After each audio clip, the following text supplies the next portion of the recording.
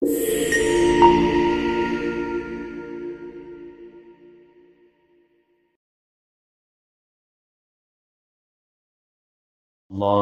وبركاته.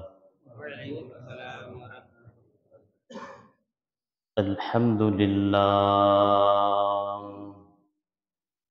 الحمد لله الذي أكمل لنا الدين وأتم علينا النعمة ورضي لنا الإسلام دينا نحمده ونشكره على نعمه التي لا تعد ولا تحصى أشهد أن لا إله إلا الله وحده لا شريك له أشهد أن محمدًا عبده ورسوله صلوات الله وسلامه عليه وعلى آله وأصحابه وبارك وسلم تسليما كثيرا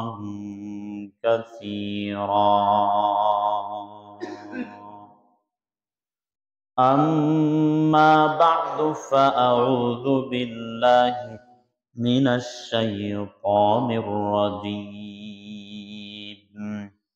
بسم الله الرحمن الرحيم يا زكريا إنا نبشرك بغلام اسمه يحيى لم نجعل له من قبل سميا صدق الله مولانا العظيم وصدق رسوله النبي الكريم ونحن على ذلك من الشاهدين والشاكرين والذاكرين والحمد لله رب العالمين সকলে দরুদে ইব্রাহিম পড়ি اللهم صل على محمد وعلى آل محمد كما صليت على إبراهيم وعلى آل إبراهيم إنك حميد مجيد اللهم بارك على محمد وعلى آل محمد كما باركت على إبراهيم وعلى آل إبراهيم إنك حميد مجيد رب اشرح لي صدري ويسر لي أمري واحلل عقدة من لساني يفقه قولي سبحانك لا علم لنا إلا ما علمتنا إنك أنت العليم الحكيم أي برادر دور باشز يار باد یار بد بد تربوات از مار باد ای برادر یار ای برادر دور باش از یار باد یار بد بد تربوات از مار باد یار بد آرد تو را سوی جحیم یار نیکو گیرتا یا بینعیم صحبت صالح ترا صالح کناد صحبت طالح ترا طالح کناد আলহামদুলিল্লাহ আজ 29 জুমাদাল উলা 1447 হিজরি 6 অগ্রহায়ণ 1432 বঙ্গাব্দ 21শে নভেম্বর 2025 খ্রিস্টাব্দ। আজকের এই দিনে আল্লাহ পাক রব্বুল আলামিন আমাদের প্রতি অত্যন্ত দয়া মায়া ইহসান করে ভালোবেসে জুমার নামাজ আদায়ের উদ্দেশ্যে আজানের পরে মসজিদে নিয়ে এসেছেন। কিছু কথা বলার ও শোনার তৌফিক আল্লাহ তাআলা আমাদেরকে দান করলেন। এজন্য সকলে অন্তরের অন্তঃস্থল থেকে সেই রবের শুকরগুজার হই, শুকরিয়া আদায় করি। সকলে একসাথে এক বাক্যে বলি আলহামদুলিল্লাহ। অগণিত দরুদ বর্ষিত হোক ওই মহান রাসূল সাল্লাল্লাহু আলাইহি ওয়াসাল্লামের প্রতি, যিনি আশরাফুল আম্বিয়া সাইয়্যিদুল কাউনাইন রাহমাতুল লিল আলামিন। সকলে বলি সাল্লাল্লাহু আলাইহি ওয়াসাল্লাম। সম্মানিত উপস্থিতি, কথা বলছিলাম সন্তানের হক সম্পর্কে। আপনাদের কি মনে আছে? পিতামাতার যেমন হক রয়েছে, সন্তানেরও ঠিক তদ্রূপ হক আছে। পিতামাতার জন্য সন্তানের যেমন কিছু করণীয় আছে, ঠিক তদ্রূপ সন্তানের জন্য পিতামাতার কিছু করণীয় আছে। দুইটা বিষয় এমন যে যদি পিতামাতা সন্তানের প্রতি তার হকগুলো, তার করণীয়গুলো ঠিকভাবে আদায় করে, তাহলে সন্তানও পরবর্তীতে পিতামাতার হক, পিতামাতার জন্য যা করণীয় তা ঠিকভাবে আদায় করবে। তো প্রথম নাম্বার হক, এক নাম্বার হক হলো নেক সন্তানের জন্য দোয়া করা। বলেন এক নাম্বার হক কি? আল্লাহ তাআলার কাছে সন্তান যেন ভালো হয়, সন্তান যেন নেক হয়, সন্তান যেন দিনদার হয়, এই জন্য আল্লাহ তাআলার কাছে কি করতে হবে? দোয়া করতে হবে। কারণ দোয়াই হলো বড় একটা ইবাদত। দোয়ার মাধ্যমে আল্লাহ তাআলা আপনার আমার সন্তানকে নেক বানাইতে পারেন, আপনার আমার সন্তানকে দিনদার আল্লাহ তাআলা বানিয়ে দিবেন এই দোয়ার মাধ্যমে। মুআজ্জাজ হাজরিন, আমি আপনাদের সামনে সূরা মারইয়ামের একটা আয়াত তেলাওয়াত করেছি। এই সূরার শুরু থেকে একটু তরজমাগুলো আমরা শুনি। আল্লাহ তাআলা কি বলছেন? কাফ হা ইয়া আইন সাদ। এই যে আয়াতগুলো তেলাওয়াত করলাম, অক্ষর কাফ হা ইয়া আইন সাদ, এগুলোর অর্থ আমার জানা নাই। তাফসিরে জালালাইনের শুরুতে মুসান্নিফ লিখছে যে আল্লাহু আ'লামু বিমুরাদিহি যালিক, যে এটার অর্থ যে কি এটা আল্লাহ তাআলা ছাড়া আর কেউ জানে না, আল্লাহ তাআলাই বেশি জানেন। অতএব আমাদের এটা নিয়ে মাথা ঘামানোর কোনো জরুরত নাই। পরের আয়াতে আসেন, যিকরু রাহমাতি রাব্বিকা আবদাহু যাকারিয়া। আল্লাহ পাক রব্বুল আলামিন বলছেন সূরার শুরুতে, এটা হলো তোমার রবের অনুগ্রহ হযরত জাকারিয়া আলাইহিস সালাতু ওয়াস সালামের প্রতি তোমার রবের অনুগ্রহের আলোচনা। এটা কি অনুগ্রহ? إذ نادى ربه نداء خفيا। তোমরা স্মরণ করো ওই সময়ের কথা যখন হযরত জাকারিয়া আলাইহিস সালাম আল্লাহ তাআলার কাছে গোপনে গোপনে দোয়া করেছিলেন, আল্লাহ তাআলার কাছে গোপনে গোপনে চাইছেন, আল্লাহ তাআলার কাছে একান্তভাবে গোপনে গোপনে বলেছেন। কি বলেছেন? قال رب إني وهن العظم مني واشتعل الرأس شيبة। আয় আল্লাহ, আমি জাকারিয়া, আমার শরীরের হাড্ডিগুলো দুর্বল হয়ে গেছে, আমার বয়স অনেক বেশি হয়ে গেছে, বার্ধক্যের কারণে মাথার চুলগুলো সাদা হয়ে গেছে, আমার মাথা পরিপূর্ণ সাদা। ওয়ালাম আকুন বিদুআইকা রব্বি শাকিয়া। আয় আল্লাহ, এই জাকারিয়া আপনার কাছে যত দোয়া করেছে, আপনার কাছে যা চেয়েছি, কখনো আপনি ব্যর্থ করেন নাই। আমার দোয়া কখনো ব্যর্থ হয় না, আপনি আমার দোয়া কবুল করেছেন। কিন্তু রব্বে কারীম, আমার বয়স তো 120 হয়ে গেছে, আমার স্ত্রীর বয়স 98 বছর হয়ে গেছে, কিন্তু আমাদের কোনো সন্তান নাই। ওয়া ইন্নী খিফতুল মাওয়ালিয়া মিন ওয়ারাই। আর আমি আশঙ্কা করছি যে আমার মৃত্যুর পর আমার সম্প্রদায়ের লোকেরা, আমার গোত্রের লোকেরা, আমার নিকটতম আত্মীয় স্বজনরা, যেহেতু আমার সন্তান নাই, এজন্য এরা এই দ্বীনের মধ্যে, শরীয়তের মধ্যে মতানৈক্য তৈরি করবে, ধ্বংস করে দিবে, দিন ধ্বংস করে দিবে, এই দিন নষ্ট করে দিবে। এজন্য আমার আশঙ্কা হয় যদি আমার ছেলে থাকতো তারা করতে পারতো না, কিন্তু আমার তো ছেলে নাই, ছেলে হওয়ার সম্ভাবনাও নাই, কারণ আমার বয়স 120 বছর। কত বছর? জাকারিয়া আলাইহিস সালাম বলছেন আমার বয়স 120 বছর আর আমার স্ত্রীর বয়স 98 বছর, আমার দ্বারা সন্তান হওয়া সম্ভব না। কিন্তু করণীয় কি? ওয়া কানাত ইমরাআতি আকিরা, কিন্তু আমার যে আশঙ্কা সম্প্রদায়ের লোকেরা দিনকে ধ্বংস করে দিবে, এইদিকে আমার স্ত্রী আবার বন্ধা, যার সন্তান হয় না। ওয়া কানাত ইমরাআতি আকিরা, আমার স্ত্রী হলো বন্ধা, তার সন্তান হবে না। ফাহাবলি মিন লাদুনকা ওয়ালিয়্যা, আমার বয়স 120 বছর, আমার স্ত্রীর বয়স 98 বছর, আমি কিছু বুঝি না, আমার যেহেতু কোনো উত্তরাধিকার নাই, আমার কোনো সন্তান নাই, আপনি মালিক কোত্থেকে দিবেন আপনার ব্যাপার। ফাহাবলি মিন লাদুনকা ওয়ালিয়্যা, আপনি আমাকে আপনার পক্ষ থেকে একটা সন্তান দান করুন। সুবহানাল্লাহ। তাহলে আল্লাহ তাআলার কাছে দোয়া করছেন কোন অবস্থায়? আচ্ছা, এই বর্তমানে কেউ 100 বছর বয়সে কারো বাচ্চা হবে? 98 বছর বয়সে কারো সন্তান হবে? দোয়া করছেন কেন? আমরা তো যেটা সম্ভব না এরকম বিষয়ে দোয়া করি না, তাই না? কিন্তু তিনি দেখেন 120 বছর বয়সে নিরাশ হননি, কার কাছে দোয়া করেছেন? কার কাছে চাইছেন? আল্লাহ তাআলার কাছে চেয়েছেন যে আল্লাহ আমি জানি না তুমি কোত্থেকে দিবা, তোমার ব্যাপার, আমার সন্তান না, আমি সন্তান চাই। কে বলেছেন? হযরত জাকারিয়া আলাইহিস সালাম আল্লাহ তাআলার কাছে দোয়া করছেন যে আপনি কোত্থেকে দিবেন আপনার ব্যাপার। ফাহাবলি মিন লাদুনকা ওয়ালিয়্যা, আপনার পক্ষ থেকে আমাকে একটা সন্তান দান করুন, আমার একটা উত্তরাধিকারী চাই।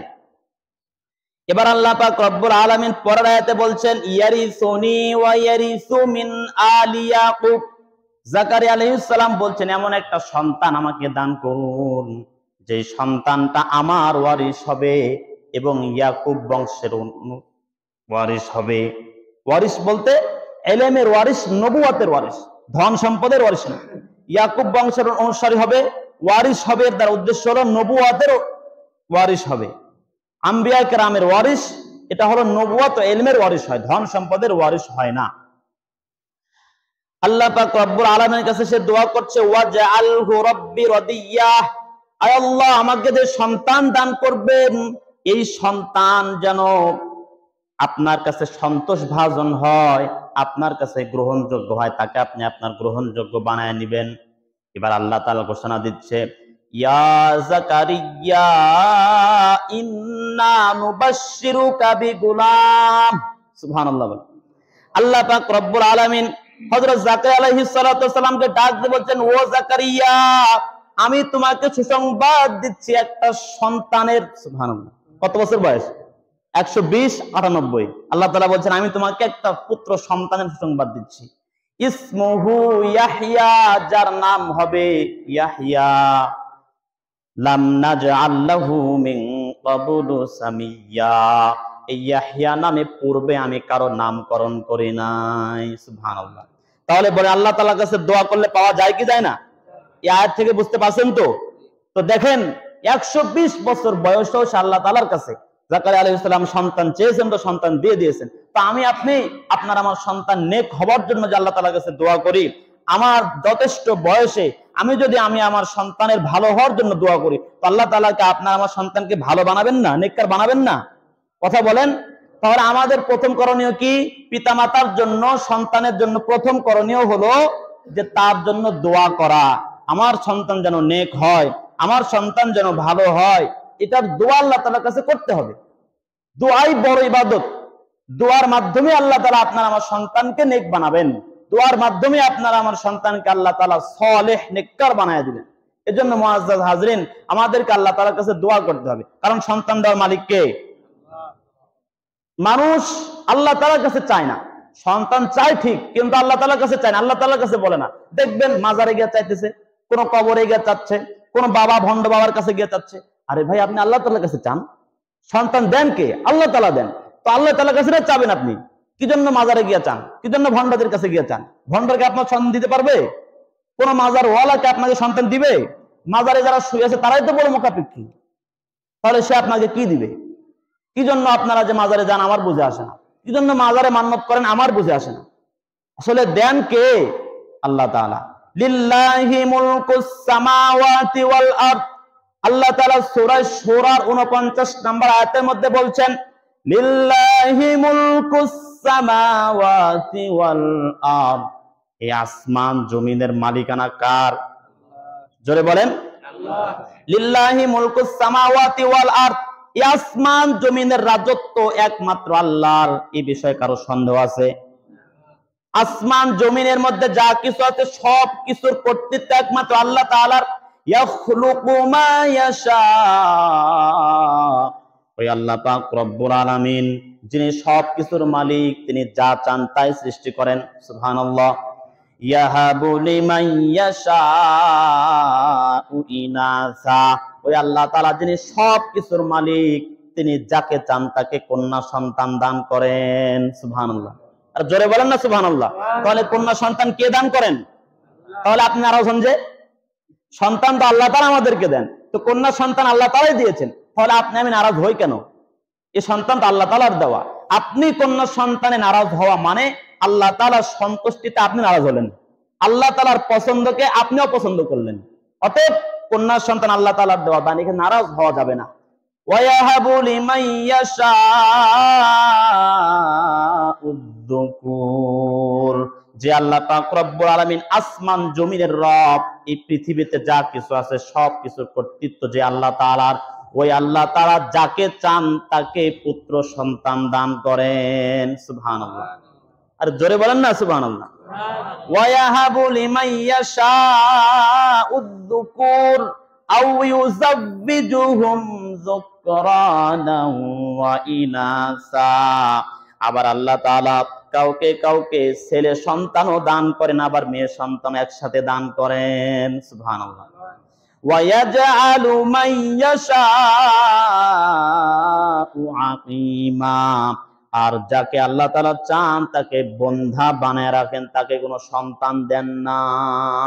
ফলে মানুষের যে সন্তান হয় না, বন্ধা বানান কে? আল্লাহ তাআলা। তাকে বন্ধা বানিয়ে আল্লাহ তাআলা পরীক্ষা করেন। ইন্নাহু আলিমুন কাদির, নিশ্চয় আল্লাহ তাআলা সব কিছু জানেন, তিনি সব কিছুর উপর ক্ষমতাবান। মুআজ্জাজ হাজরিন, তাহলে সন্তান দেন আল্লাহ তাআলা। সন্তানের নেক হওয়ার জন্য, সন্তানের ভালো হওয়ার জন্য, নেক সন্তান পাওয়ার জন্য আমাদেরকে সর্বপ্রথম করণীয় হলো আল্লাহ তাআলার কাছে দোয়া করতে হবে। বলেন কি করতে হবে? তাহলে সন্তানের এক নম্বর হক কি? নেক সন্তানের জন্য দোয়া করা, এটা হলো সন্তানের জন্য হক। হ্যাঁ, সূরা ফুরকান আয়াত নাম্বার, সূরা শূরা, আচ্ছা ওই যে ইব্রাহিম আলাইহিস সালাতু ওয়াস সালামের ঘটনা, সূরা সাফফাত 100 নম্বর আয়াত। তো এই আয়াতের মধ্যে আল্লাহ পাক রব্বুল আলামিন দেখেন বলছেন, হযরত ইব্রাহিম আলাইহিস সালাতু ওয়াস সালাম যখন তার সম্প্রদায়কে ছেড়ে হিজরত করে চলে গেলেন, যাওয়ার পর তিনি দোয়া করছেন, রব্বি হাবলি মিনাস সালিহিন, আয় আল্লাহ আপনি আমাকে একটা নেক সন্তান দান করেন। কি সন্তান? ইব্রাহিম আলাইহিস সালামের বয়স কত তখন? 80-এরও বেশি। 80-এরও বেশি বয়স, তার স্ত্রীর বয়স 76-এর বেশি, কিন্তু আল্লাহর কাছে কি দোয়া করছেন? রব্বি হাবলি মিনাস সালিহিন, আয় আল্লাহ আপনি আমাকে একটা নেক সন্তান দান করেন। এবার আল্লাহ তাআলা বলছেন, ফাবাশশারনাহু বিগুলামিন হালিম, আমি আমার নবী ইব্রাহিমের দোয়া কবুল করলাম, তাকে একটা পুত্র সন্তান, ধৈর্যশীল এক সন্তানের সুসংবাদ দিয়ে দিলাম। সুবহানাল্লাহ। তাহলে দেখেন ইব্রাহিম আলাইহিস সালাম দোয়া করেছেন, তো পেয়েছেন কিনা বলেন? তো কেমন সন্তানের দোয়া করেছেন? নেক সন্তান।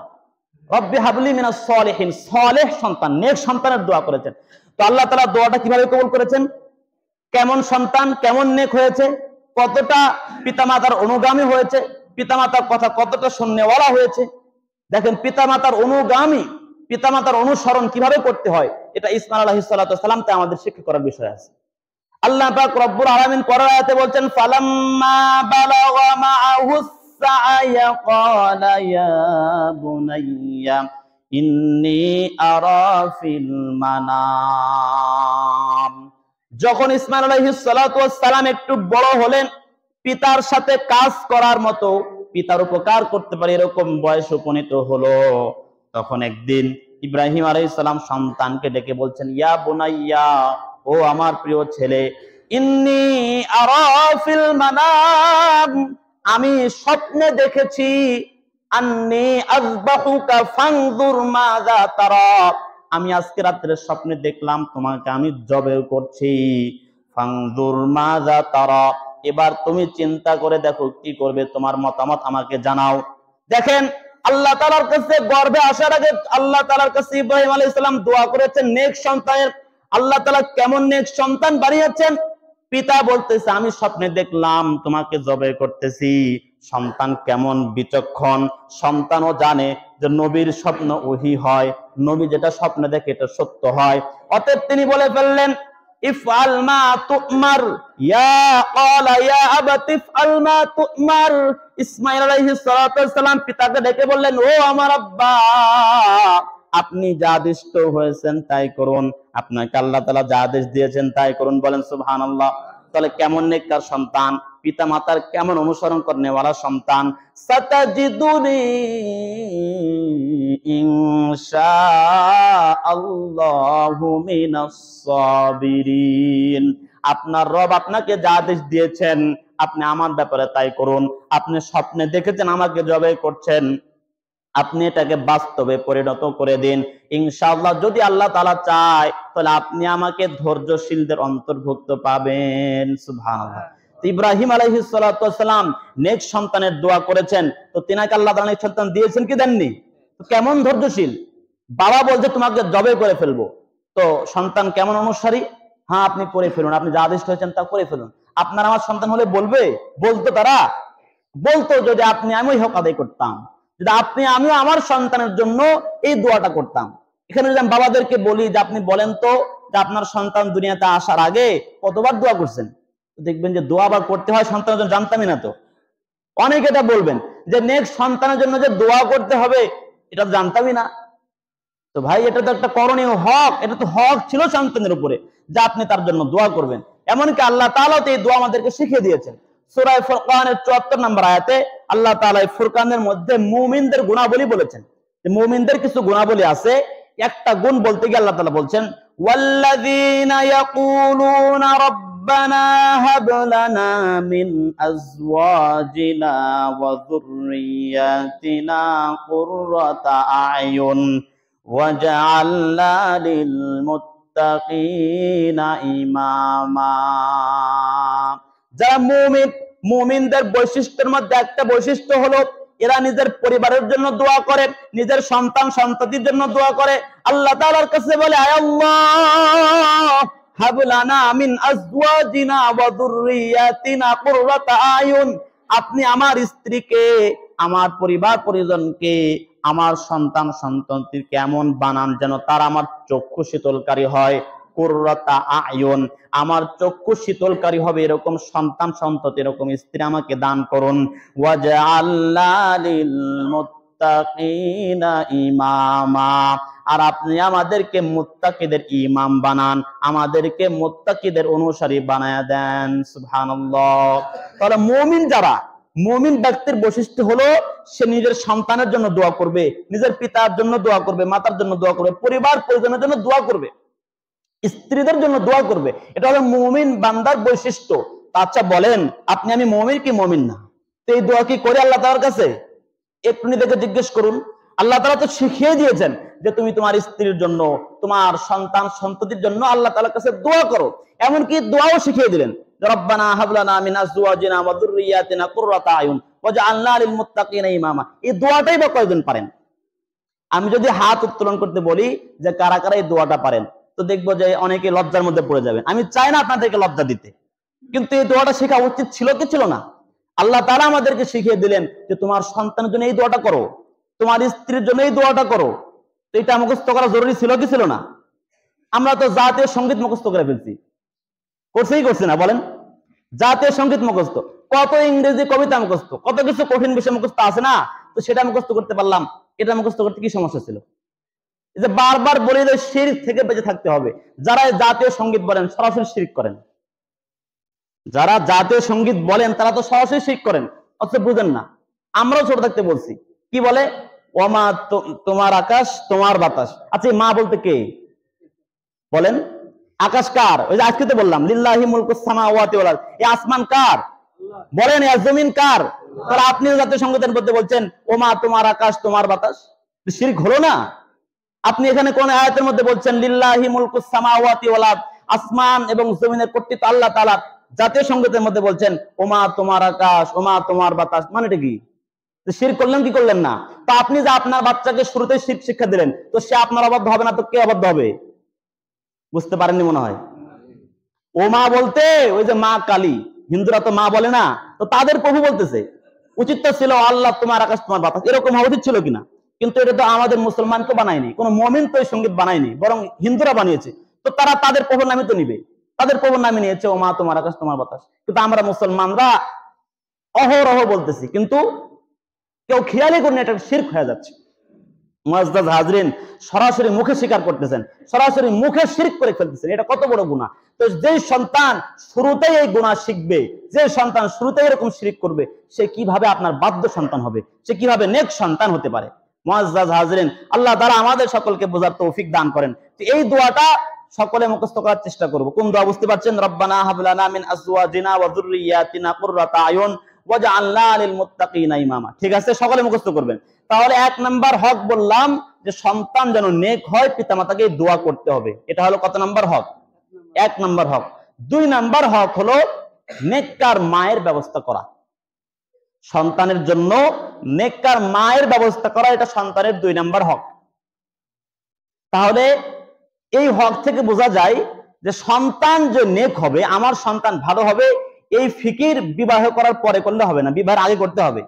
কারণ মাকে নেককার বানাইতে হবে। তো মা আগে নেককার কিনা এটা যাচাইয়ের জন্য তো আপনাকে বিবাহের আগেই প্রস্তুতি নিতে হবে, বিবাহের আগেই খোঁজ করতে হবে যে আমি যাকে বিবাহ করছি তা আমার সন্তানের মা হবে, তো এই নেককার কি নেককার না, এটা আপনাকে বিবাহের আগে যাচাই করতে হবে। অতএব এই ওয়াজ কিন্তু সকলের জন্য না, যারা যুবক তাদের জন্যই ওয়াজ। যুবক ভাইরা যারা বিবাহ করেননি, আপনারা বিবাহ করবেন, কিভাবে করবেন এটা আপনাদের ওয়াজ। হ্যাঁ, মেয়ে দেখতে যাবেন, মেয়ের কি কি গুণ দেখবেন, এটা আপনাদের ওয়াজ।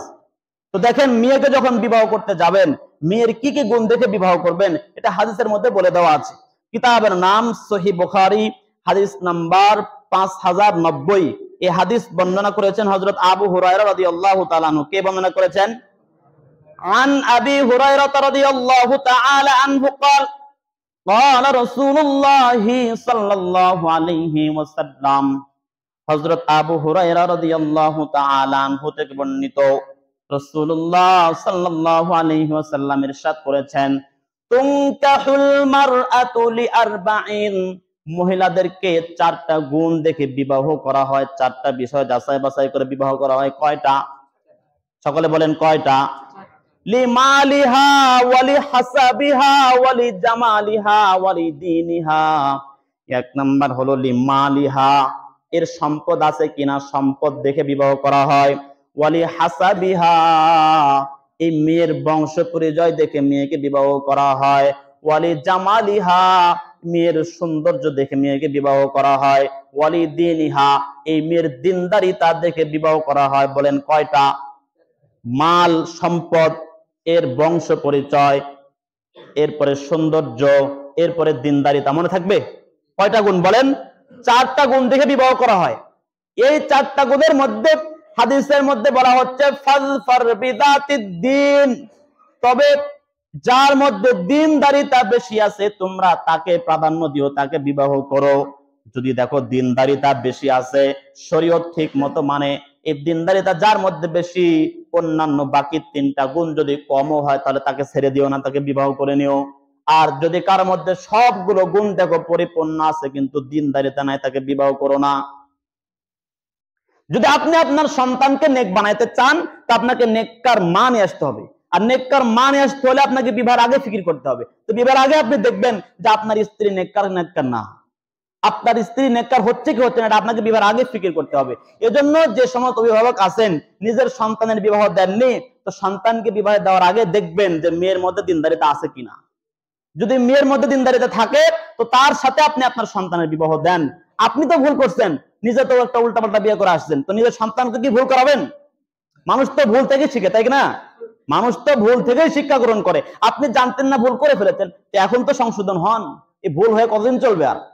মুআজ্জাজ হাজরিন, হযরত ওমর ইবনুল খাত্তাব রাদিয়াল্লাহু তাআলা আনহু যেমন নিজের সন্তানের জন্য বউ নির্বাচন করেছেন, আপনাদেরকেও আপনাদের সন্তানের জন্য ঠিক কিভাবে বউ নির্ধারণ করতে হবে। কেমন? খলিফাতুল মুসলিমিন হযরত ওমর ইবনুল খাত্তাব রাদিয়াল্লাহু তাআলা আনহু রাত্রি বেলায় বাইরে বের হইতেন মানুষের অবস্থা জানার জন্য, কোন মানুষ কোন হালতে আছে, কি অবস্থায় আছে, এটা পর্যবেক্ষণের জন্য ঘর থেকে রাত্রি বেলায় বের হইতেন। কারণ মানুষের আসল চরিত্র কিন্তু রাত্রি বেলায় প্রকাশ পায়, ঠিক কিনা? দিনের বেলায় যে চোর বাটপার ডাকাত সেও কিন্তু দিনের বেলা ভালো মানুষ, রাত্রি বেলায় ডাকাতের আসল রূপ আসল চেহারা প্রকাশ পায়, রাত্রি বেলায় চোরের আসল চেহারা প্রকাশ পায়। এজন্য খলিফাতুল মুসলিমিন হযরত ওমর ইবনুল খাত্তাব রাদিয়াল্লাহু তাআলা আনহু রাত্রি বেলায় মানুষদের অবস্থা জানার জন্য, মানুষদের অবস্থা পর্যবেক্ষণ করার জন্য বের হলেন। হাঁটতে হাঁটতে সামনে দেখেন এক বাড়ি থেকে কথার আওয়াজ আসতেছে, তিনি সামনে গিয়ে কান লাগিয়ে দিলেন। দেখেন এক মা আর এক মেয়ে কথাবার্তা বলতেছে।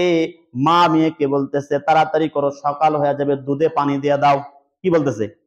যে তাড়াতাড়ি করো, সকাল হবে, দুধে পানি দিয়ে দাও। এবার মেয়ে বলতেছে, মা, খলিফাতুল মুসলিমিন হযরত ওমর ইবনুল খাত্তাব রাদিয়াল্লাহু তাআলা আনহু দুধে পানি মেশাতে নিষেধ করেছেন। যদি খলিফাতুল মুসলিমিন ওমর জানতে পারে তাহলে কিন্তু আমাকে কঠিন শাস্তি দিবে। এবার মা ওই গভীর রাত্রিতে বলতেছে, আরে তুমি কি পাগল নাকি? এই গভীর রজনীতে খলিফাতুল মুসলিমিন ওমর কোথায় থেকে আসবে? অথচ খলিফাতুল মুসলিমিন তো জানালার বাইরে থেকে সব শুনতেছেন। মেয়ে যখন বলল, মেয়েকে যখন মা বলল যে এই রাত্রি বেলায় খলিফাতুল মুসলিমিন হযরত ওমর কোথায় থেকে আসবে, কোনো সমস্যা না, তুমি পানি মিশিয়ে দাও। ঠিক এইখানে মেয়ে যে জবাব দিয়েছে এটা হলো আমাদের মূল উদ্দেশ্য। মেয়ে তখন মাকে জবাব দিল, মা, খলিফাতুল মুসলিমিন ওমর তো আমাদেরকে দেখছে না, সে তো আমাদের কাছে আসবে না, কিন্তু তার রব রব্বুল আলামিন তো আমাদেরকে দেখতেছেন। সুবহানাল্লাহ। সে রবের কাছে তো আমাদেরকে দাঁড়াইতে হবে, রবের কাছে তো আমাদেরকে জবাবদিহি করতে হবে।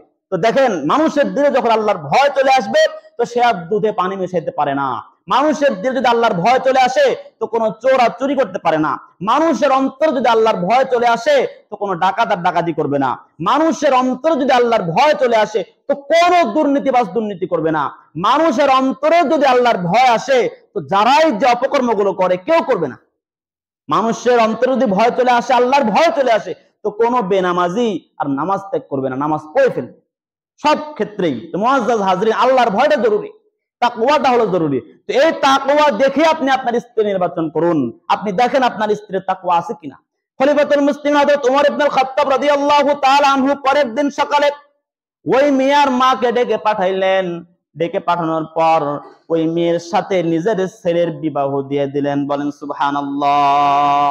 তো তিনি দেখেন ওই মেয়ের তাকওয়া পর্যবেক্ষণ করছেন কি করেননি? তো মেয়ের তাকওয়া পর্যবেক্ষণ করার পরে নিজের সন্তানের সাথে তার বিবাহ দিয়ে দিয়েছেন। তো আপনাকেও বাবা হিসেবে, আপনাকেও নিজের সন্তানের স্ত্রী খুঁজতে হলে এরকম ভূমিকা পালন করতে হবে। খলিফাতুল মুসলিমিন হযরত ওমর ইবনুল খাত্তাব রাদিয়াল্লাহু তাআলা আনহু নিজের সন্তানের জন্য যেরকম একজন দিনদার, পরহেজগার, মুত্তাকি স্ত্রী ব্যবস্থা করে দিয়েছেন, আপনিও আপনার সন্তানের জন্য এমন এক স্ত্রী ব্যবস্থা করুন। যুবক ভাই, তোমাদেরকে বলতেছি, বিবাহ করার সময় অবশ্যই দিনদারিতাকে প্রাধান্য দিয়ে বিবাহ করবা, তাছাড়া কিন্তু পরে বিপদ আছে। আল্লাহ তাআলা আমাদের সকলকে বুঝার আমল করার তৌফিক দান করেন। অনেকগুলো হক আছে, আজকে মাত্র দুইটা বললাম। একটা হলো নেক সন্তানের জন্য দোয়া করা। যুবক ভাই, তোমরাও দোয়া করতে থাকো, এখন থেকে দোয়া করো যেন তোমার স্ত্রীও সুন্দর হয়, তোমার সন্তানও সুন্দর হয়। এবং 2 নাম্বার হক হলো নেককার মা এর ব্যবস্থা করা। সন্তানের 2টা হক, আল্লাহ তাআলা এই হকগুলো যথাযথভাবে পালন করার তৌফিক দান করেন। সকলে বলে আল্লাহুম্মা আমিন। ওয়া আখিরু দাওয়ানা আলহামদুলিল্লাহি রাব্বিল